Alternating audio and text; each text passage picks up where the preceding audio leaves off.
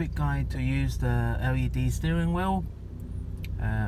When the steering wheel is active, if you want to scroll, if you press left, it will show you the different readings from your OBD port.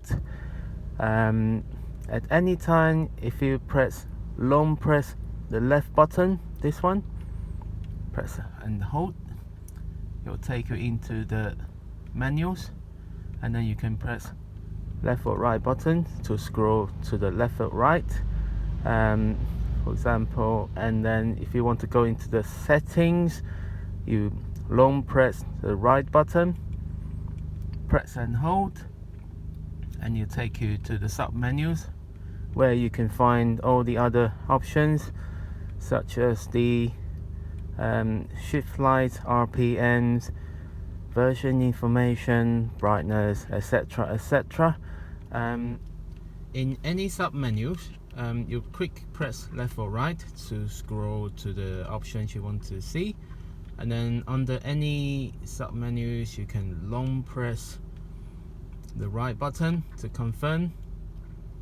This will go into like the version mode, and then just here I will show you quickly how to change the startup logo. So you need to go to the version information screen and then press and hold both left and right buttons. Few seconds, it will go into the admin mode, which you need to enter the password, the default one showing here. Type in the default password, which is 1 2 3 4, and then long press right button. That will take you into the admin screen, and then you can scroll up and down and go into logos select. Then again, press and hold the right button to go into sub menu, and then here you can see different manufacturers, and they have a different logos, and just pick the ones that you like to have a startup logo on the screen. And then under any sub menus, you just long press left button to confirm, save, and go back to previous menus, like so.